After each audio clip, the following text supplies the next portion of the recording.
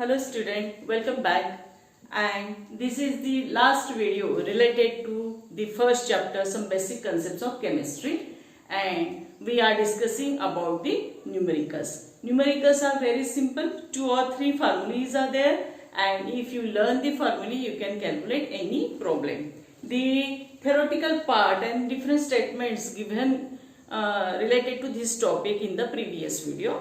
Now let us see the numerical one by one.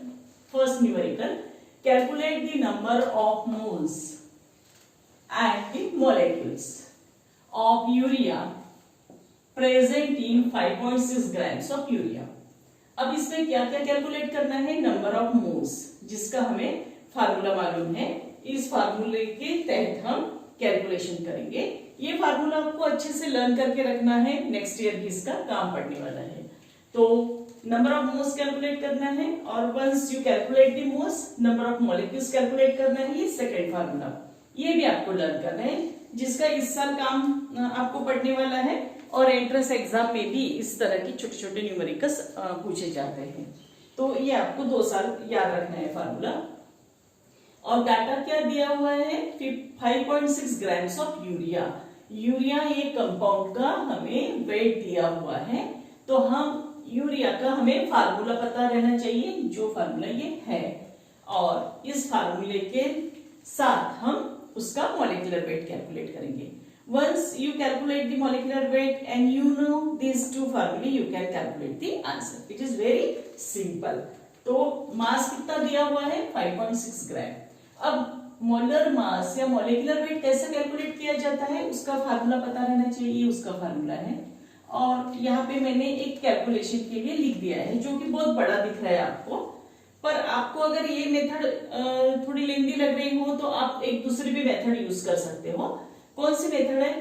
इसमें ये formula लिख लेना, और वो फार्मूले के नीचे उसका वेट लिख के टोटल कर लेना. ये बहुत सिंपल मेथड है, क्योंकि हमें फास्ट कैलकुलेशन भी करते आना चाहिए. एंट्रेंस एग्जाम में हमको ये फार्मूला नहीं लिखते बैठेंगे. अब थ्योरेटिकल इसमें क्या करना पड़ता है, हमें मार्क्स मिलते हैं, इसलिए हम फार्मूला लिखते जाते हैं.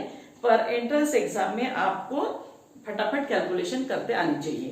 तो यहाँ पे हम क्या करेंगे, जैसे मैं यहाँ पे लिख देती हूँ. ओके, ये तो एक मेथड होगी. जैसे 2 into average atomic mass of nitrogen. Nitrogen कितने हैं यहाँ पे? 1 और 2, इसलिए 2 यहाँ पे लिखा है. Then 4 into average atomic mass of hydrogen.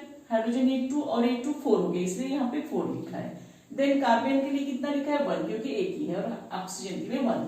तो इसके जगह हम क्या कर सकते हैं, जैसे डायरेक्ट इसके नीचे लिख सकते हैं. जैसे 14 प्लस हाइड्रोजन 2 है 2, प्लस कार्बन है तो 12, प्लस ऑक्सीजन है 16, प्लस नाइट्रोजन 14, प्लस हाइड्रोजन 2. ये बहुत सिंपल मेथड है, ये इतना कुछ लिखने की जरूरत नहीं पड़ती.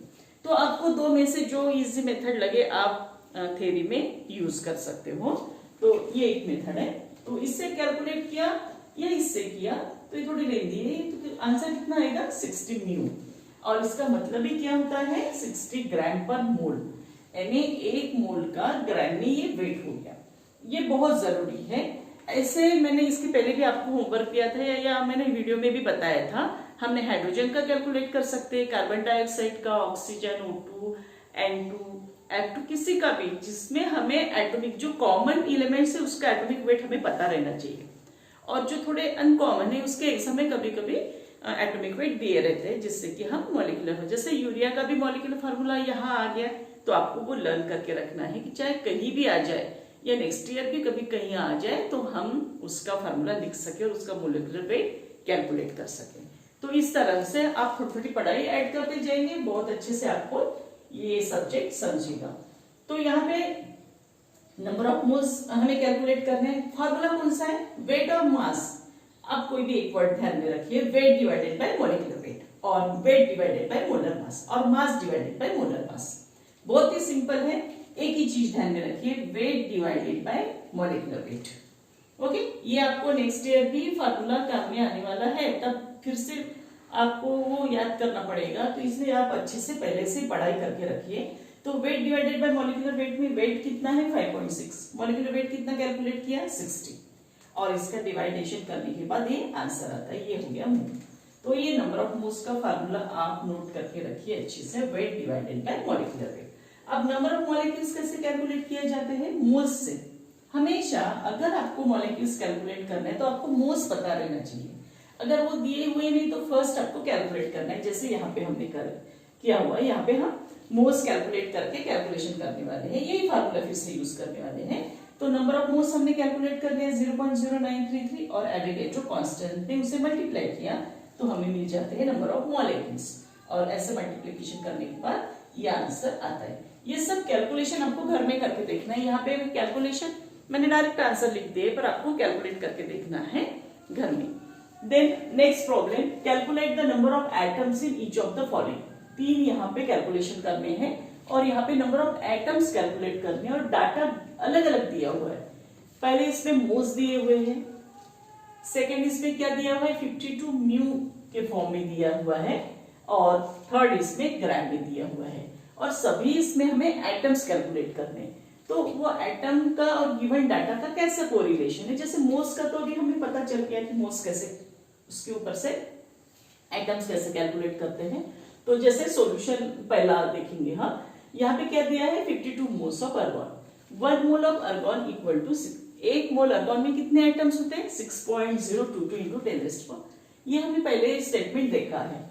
अगर 1 मोल में इतने एटम्स होते हैं तो 52 मोल्स में कितने, तो 52 मल्टीप्लाइड बाय 6.022, तो इसका आंसर ये हो जाएगा। सेकेंड 52 म्यू ऑफ हीलियम दिया हुआ है। The atomic mass of helium is 4 mu. ये आपको लर्न करके रखना है, ये पता रहना चाहिए आपका कितना वेट रहता है उसका 4 रहता है हीलियम का वेट 4 म्यू। अगर 4 u is equal to 1 helium atom है ना, एटॉमिक मास है एक एटम का कितना रहता है मींस 4 म्यू, क्योंकि म्यू दिया है तो ऐसे कोरिलेशन हम करेंगे। 4 म्यू का 1 हीलियम एटम होता है तो 52 म्यू में कितने एटम्स होंगे, तो हम क्या करेंगे 52 डिवाइडेड बाय 4 म्यू, तो 13 एटम्स ऑफ हीलियम। एकदम सिंपल है। देन थर्ड 52 ग्राम्स है, अभी हमने कैलकुलेट किया है। अगर ग्राम्स पे दिया हुआ है, जैसे ग्राम में दिया है, तो हम पहले क्या करेंगे नंबर ऑफ मोल्स कैलकुलेट करेंगे, उसमें कितने हैं और मोल्स पर से फिर हम एटम्स कैलकुलेट कर सकते हैं। तो नंबर ऑफ मोल्स कैसे कैलकुलेट करते हैं, wait divided by molecular wait. ये वेट दिया हुआ है और मॉलिक्यूलर वेट कितना होता है हीलियम का, एक हीलियम के एटम का 4 म्यू, उससे हमने यानी 4 ग्राम पर मोल हो जाता है, उसका मतलब एक ही है दोनों यूनिट का, उसका 13 मोल आया। और नंबर ऑफ एटम्स कैसे कैलकुलेट करेंगे, number of moles into 6.022 into 10⁻23। अगर मॉलिक्यूल्स भी कैलकुलेट करता है तो वही फैक्टर है और एटम भी करना है तो वही फैक्टर है। In this manner 78.286 into 10⁻23 atom से आंसर आ गया। इसी तरह अगर गैस के फॉर्म में कोई होता है तो कैसे कैलकुलेशन करना, उसके बारे में भी हम देखेंगे। The next problem related to the gas is calculate the number of moles and molecules। यानी फिर से हमें नंबर ऑफ मोल्स और मॉलिक्यूल से कैलकुलेट करना है, पर इसमें पॉइंट ऑफ डिफरेंस क्या है, ऑफ अमोनिया गैस, यानी यहाँ पे अमोनिया गैस दिया हुआ है। ये इंपॉर्टेंट चीज है कि हमें गैस दिया हुआ है, कोई सॉलिड और लिक्विड नहीं है। तो ये गैस है और उसका वॉल्यूम दिया हुआ है 67.2 cubic decimetre of it measured at STP. STP mean standard temperature pressure condition दी होती है, क्योंकि ये कंडीशन चेंज हुई तो ये चेंज होता है इसलिए। तो अभी सॉल्यूशन में हम क्या लिखेंगे, जैसे हमने पहले कैलकुलेट किया उससे कोरिलेट करेंगे। और एक चीज जो हमने पहले थ्योरी में देखी है वो याद करके रखना है। वॉल्यूम ऑफ अमोनिया कितना दिया हुआ है 67.2 क्यूबिक डेसीमीटर इतना, और मोलर वॉल्यूम ऑफ गैस कितना है, molar volume means 1 mole of any gas occupies how many space 22.4 cubic decimetre. इसके पहले हमने देखा है 1 मोल किसी भी गैस का, तो 1 मोल हम कैसे कैलकुलेट करेंगे, उसका मोलिकुलर वेट है कि नहीं। जैसे CO2 है तो कार्बन 12 प्लस ऑक्सीजन 16 प्लस 16, तो ऐसे इस तरह से। तो इसका जो मोलर मास है 1 मोल ऑफ एनी गैस कितना ऑक्युपाई करते हैं 22.4 क्यूबिक डेसीमीटर, यानी 1 मोल इतनी जगह लेता है और हमें इतना वॉल्यूम दिया हुआ है। तो जैसे हमने इसके पहले नंबर ऑफ मोल्स कैलकुलेट की, वैसे ही नंबर ऑफ मोल्स यहाँ कैलकुलेट करना है। सिर्फ यहाँ पे वॉल्यूम दिया हुआ है, वहां पे हमने क्या किया था weight divide by molecular wait. अब यहाँ पे हम क्या करेंगे, वेट की जगह क्या दिया है total volume divided by molar volume. ये आपको लर्न करके रखना है, total volume divided by molar volume. Molar volume means 1 mole of gas कितनी जगह लेता है, और वो कितना है 22.4। किसी भी किसी गैस का 1 मोल इतनी जगह लेता है, तो दिस डिवाइडेड बाय 22.4 ये आएगा 3 मोल। और बाकी का आपको पता ही है, अगर मोल आ जाता है तो मॉलिक्यूल्स कैसे कैलकुलेट करेंगे, number of moles into Avogadro constant, और इसका मल्टीप्लिकेशन इतना आता है। In this manner the simple numericals are given and if you learn the formulae then it is very easy to calculate. तो इस तरह हमने ये चैप्टर कंप्लीट किया है और अच्छे से कंप्लीट किया है। आप इसकी अच्छे से तैयारी कीजिए और इसके ऊपर बेस्ड जो न्यूमेरिकल्स है एक्सरसाइज में दिए वो भी सॉल्व करने का ट्राई कीजिए, या फिर बॉक्स में try this, use your brain power ऐसे कुछ दिया हुआ रहता है, वो सब आप छुड़ा के देखेंगे तो आपकी एंट्रेंस एग्जाम की भी तैयारी अच्छे से होगी। In the next video we will start the next chapter.